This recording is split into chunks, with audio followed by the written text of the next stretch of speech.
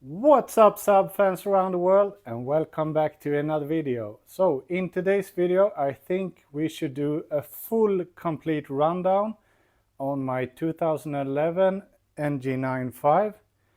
We will go through what I have done to the car. We are going to go through what's more positive about the car and what's more negative and good to know about.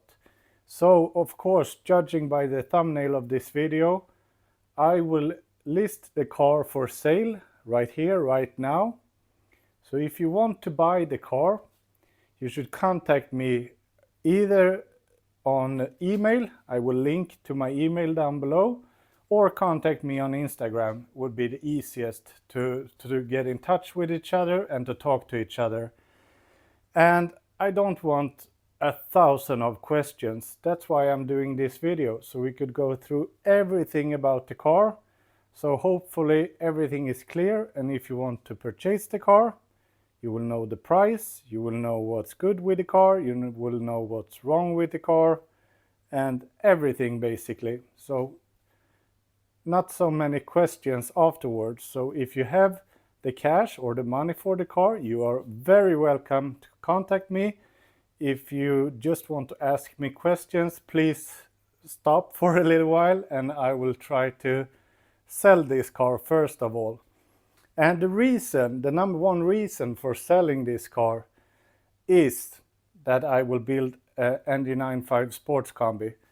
So my first thought, and it still is kind of, is to use this car as the donor car or the car to remake, because I have done so much to the car. But in the same way, if there is anyone that's willing to pay what I asking for this car, then I think I will be able to let it go and purchase another car that will be a little bit easier for me to cut into. So starting with the basic stuff. The car is fully insured as it is right now, and this is info that is great for Swedish owners to start with. The taxes has been recently paid for the car, and it has also been approved in the regular inspection that is yearly. So this car will run up until 2025 09/30. And it was inspected without any remarks. So that is the first thing that is very good to know. The car is a very high mileage car. So we could go into the car.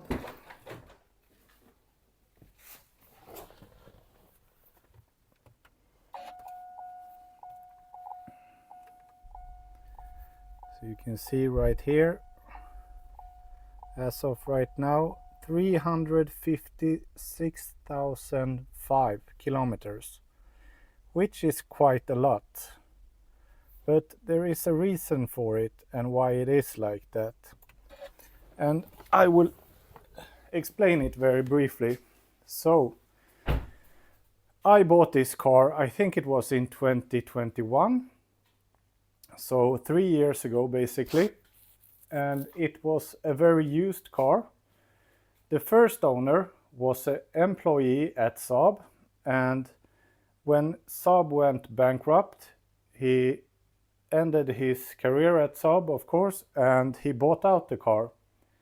And he was using it to travel from Trollhättan to Oslo. It is highway driving and it is a lot of miles. So he was going back and forth a lot of times. So the first 4 years, I think this car surpassed 200,000 kilometers, just the first 4 years. And then the 5th year, it was quite a lot of miles also. So it has been going long distances. This is not a car that has been in Stockholm doing start and stops all the time. It has been going for long runs all the time. So what I did with the car when I bought it was fully serviced everything. It was a vector space from the beginning, which you could see judging by the steering wheel, which still is a vector steering wheel. And you can see here, it is still a vector. but I have upgraded the car. So I have fully repainted the car outside, so it's Arctic white, the complete car. It had some rust spots before, but it doesn't have it now. Of course, some things come back after a few while, but we will go into that later. But I upgraded the car. I bought a new Aero front bumper. These front bumpers are impossible to get. You cannot get these right now, and this was brand new in box 2021. Also, all of the lamps and the surrounding on the Aero front was also brand new. I bought everything that I could brand new. So that is very important to know, and this is a hard to get item. So that is one thing that's making the car look so clean as it does right now. So fully repainted everything. I made this forged carbon mirror caps. There is also forged carbon in the front right here. I also made the diffuser forged carbon. So you can see right here, it looks so nice out in the sun. When it's dark and dull, it just looks like a black part, but when the sun hits, it hits hard. And here you can see also one upgrade that I did. Since it was a Vector, it didn't have any tailpipes or end pipes, so I installed this. These are from a Volvo R model, which looks very much like the Hirsch upgraded. And you can see it follows the body line super nice, and it just looks nice. Now you can see there is a bit of dirt on it, but it's easy to clean. So here you can see that it got the Hirsch logo or the Hirsch logo. And that is why, because I equipped the car with the full Hirsch body kit, which you can see right here. It makes the car so much more aggressive and so much lower. And that gets us into the first a little bit negative thing. Because there has been, since it's so low and I'm running the car lowered, there is a little bit crack right here that you see if you bow down. It's not the worst in the world, but might be something to consider and to take care of in the future. Otherwise, the exterior, I think that what I did with the car when I bought it, I also tinted the windows, and it has recently been ceramic coated, why it's so glossy and easy to maintain. I also fixed the panoramic roof, because when I bought the car, the sunroof didn't want to close completely, so it wasn't flat. That has been fixed. One other thing that is a little bit of the negative is on this side. These cars are very known for being rusty, especially in the rear arches. And this car is nothing to how do you say, to say anything else about. So you can see here, even though it has been repainted, this has been welded and fixed once in a time, but it has started to bubble a little bit underneath. So this is something that you might want to check out later on. So I would take care of this when I built the sports combi, but as I said, I will try to sell it as it is, and if it doesn't get sold, I will fix it myself. But it is definitely not rust through, but a few little bubbles. So you might be able to sand this down and just repaint it, but the best would be to exchange the steel right away and then repaint it, so it's fixed for all future. But that is one thing to know about. And that is basically the bad things to know about. There is a little scratch behind here also.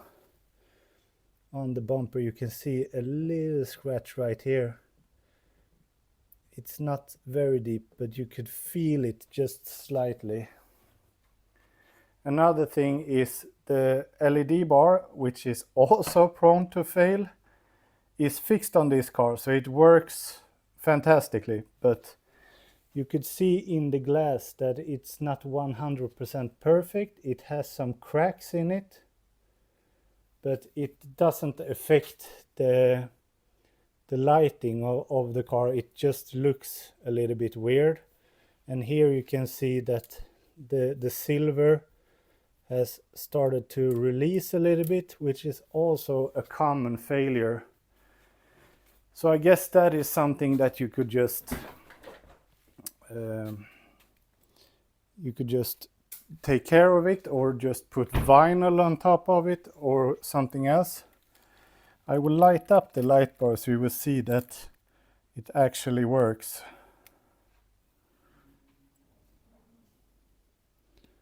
So no issues there whatsoever.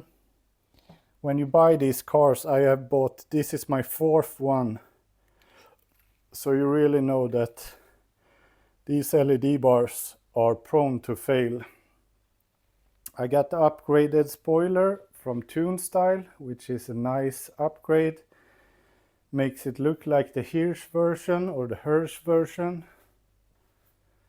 And the car will be sold on these 19-inch turbine wheels. It's currently on studless winter tires or all-around tires. So that is what the car will be sold on. And when it has high mileage, what is the parts that are taking the beating? Of course, it's the chassis. This is upgraded with D2 coilovers. The brakes will be worn out. This is upgraded with the 355 millimeters brake disc, which is drilled. We also have the 4-pot Brembo big brake kit, and this has been painted in laser red from SAAB. So it's a really nice upgrade, and we have steel braided lines both in the front and the back. And the rear brakes are also new. I changed everything at once. So that is really nice. So that is basically the outside upgrades. So if we move on to the inside, we could pop the hood a little bit and see some of those upgrades.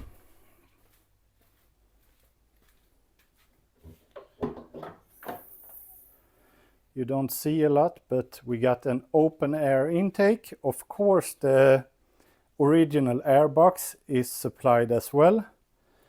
You will get a unique carbon fiber wall, what do you call it, to keep the cold air flowing. We got DO88 full kit with intake kit, the pressure piping. We got the new upgraded turbo that I recently installed.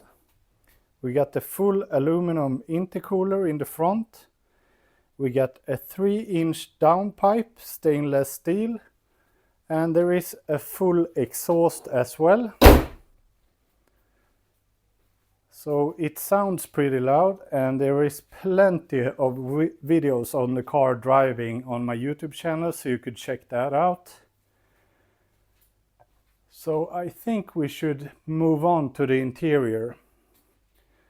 And to be honest, by these miles on a car, this car is so clean. And I have kids running in this car, but still very clean. So I have changed to the aero seats, both front and back. And I would have changed to aero steering wheel also, but the color theme in this car is the tan and cacao. So the dashboard and everything is brown, same with the steering wheel, and I think it gives just such a nice touch. This steering wheel is brand new from a couple of years ago, and these are quite hard to get also. The car is equipped with lane assist, park assistance. We got the heads-up display, so if I start the car, you will see the display pop up here. I can do it quickly because it's quite neat when it starts.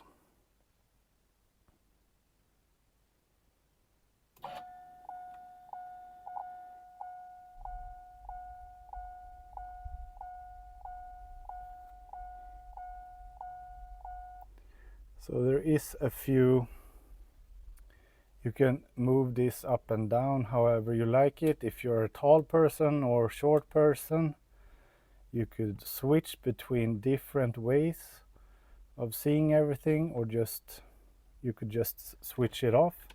You could lower and raise the light on it so it gets brighter, but I prefer to use, I think it's this one. You can see the temperature and also the speed that you're going. It has the full color cluster.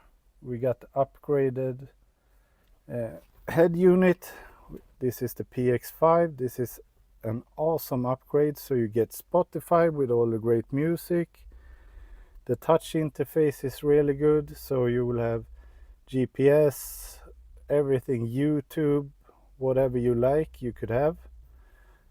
And the shifter is also fixed, because when I bought the car it wasn't springing back as it should, so it was really hard to put into gear, but now it works perfect, so not an issue anymore. So when you went from first, it didn't want to flex into the middle, which is the tower in the engine bay in the gearbox. As I said, that has been fixed. A common problem on the ng9-5s, wherever you go in the world you will see this. When you start the heated seats, now they won't start when the car is not running, but they will start up for like a minute or so, then they will switch off. So they are very prone to fail, and they do it on all the cars. And this car is no exception. I think the passenger seat works, but not the driver's seat. And those that work with it say that if you fix it, it's most likely will fail again. So that's why I have not been disturbed by it. And on this side you don't have any rust at all, just clean. The back seat, now I sit in the front seat. I'm 189 centimeters long, and still I sit very comfortable in the back seat. And here you have the nice view with the panoramic roof, and everything works perfectly with the panoramic roof. You can see around here in the car.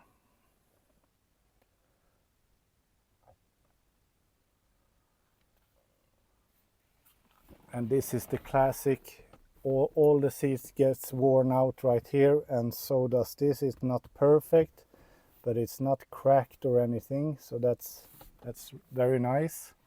And you got the extension in the front if you are a very tall person.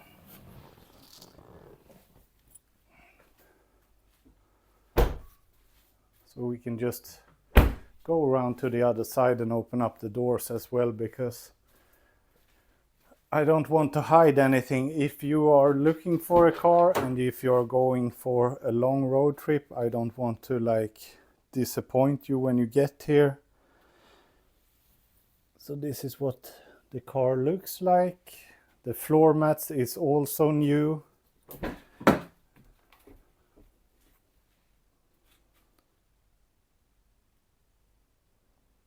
And one common failure on all the ng9-5s is the paint on the roof is too thin from factory, so they rust up here.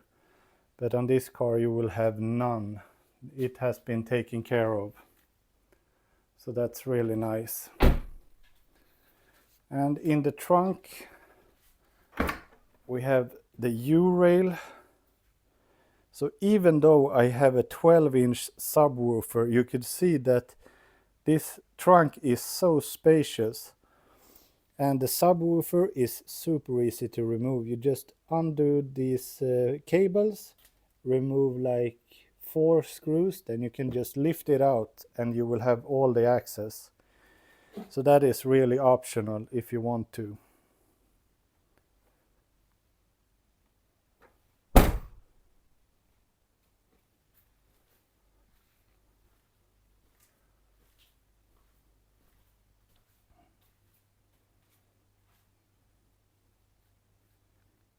So I think that summarized the car quite well. If you still have a question about the car, please contact me, but only if you have the money. I don't want to talk to the world about the car.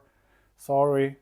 But if you're interested in this car, it will be available for purchasing, and the asking price for this car is 179,000 Swedish, which is, I think with today's currency, it's like 16,300 or 700 euros. You could just check it out in a currency converter and you will get the exact price. So that is what I'm asking for the price. You know the state of the car. It works perfectly, drives phenomenal. So just hit me up if you are interested in the car.